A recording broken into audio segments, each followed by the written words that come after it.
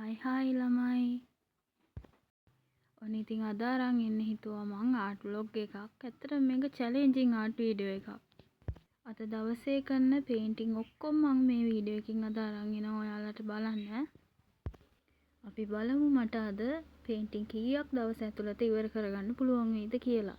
ඇත්තටම මං උත්සාහ කරනවා අද දවස් ඇතුළත පේන්ටිං 5ක් ඉවර කරන්න. මෙතන තියෙන්නේ කටුසටහන් 4යි. එකින් එකක් බාගෙට ඉවර කරපු පේන්ටිං එකක්. අපි බලමු මට අද පේන්ටිං කීයක් ඉවර කරගන්න පුළුවන් වෙයිද කියලා. ඇත්තට මේ පේන්ටිං අඳින ගමන් මම ගෙදර වැඩත් කරනවා. ඒකේ හින්දා මට චුට්ටක් එහා මෙහා දුවන්නත් වෙනවා. ඒ අතර තමයි මම වැඩ කරන්නේ. ඔන්න එහෙනම් අපි පටන් ගමු.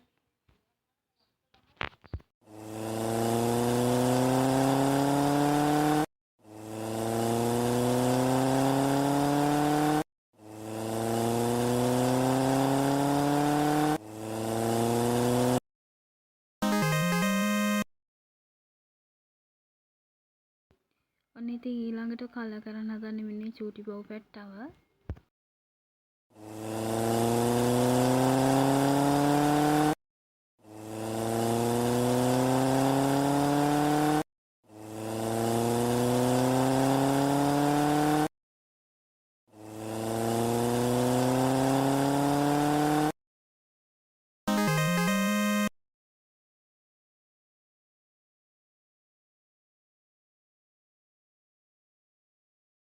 ඊළඟට අපි කලර් කරමු මෙන්න මෙයාව. ඔන්න ඉතින් ආයෙත් වැඩ කරන්න හදන්නේ කලර්ස් ටිකක් ආයෙ පැලට් එකට දාගෙන. ඒත් ඉතින් ඔන්න බලන්නකො මට වෙන වැඩේ. ඔන්න ඉතින් මේ අස්සේ මගේ පොත් මේසට ගම් වතුරක් ආවා. ඔක්කොම පේන්ටිං පෙගුණා. ආයෙත් වේලලා තමයි ඊට පස්සේ වැඩ පටන් ගත්තේ. මෙන්න මෙච්චරයි මට පාට කරලා ඉවර කරගන්න උනේ. ගොඩාක් වෙලා ගියා ඒ ටික වේලනකොට. අන්න ඉතින් ආයෙත් වැඩ.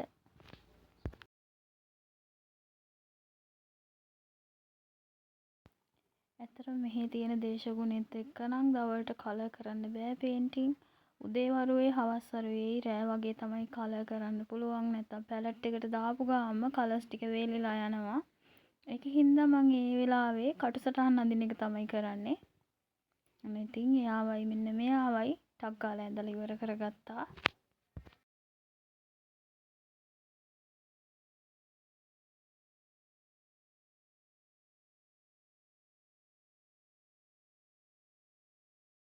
ඔන්න ඉතින් මම මෙන්න මෙයාව ආයෙ කලර් කරන්න හදන්නේ.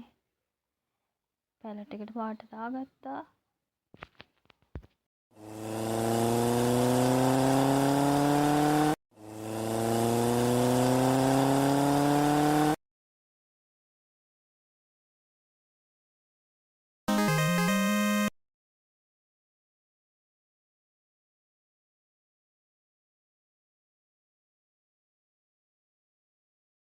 ඊළඟට කලර් කරන්න යන්නේ මෙන්න මේ පිස්සු පූස් පැට්ටව.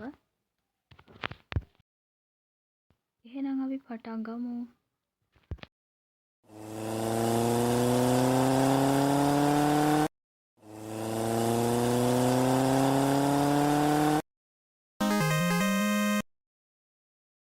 ඔන්න 4 වෙනි පේන්ටිං එකත් ඔන්නම ඉවර කරගන්න පුළුවන් වුණා මිත්‍රවරුනි.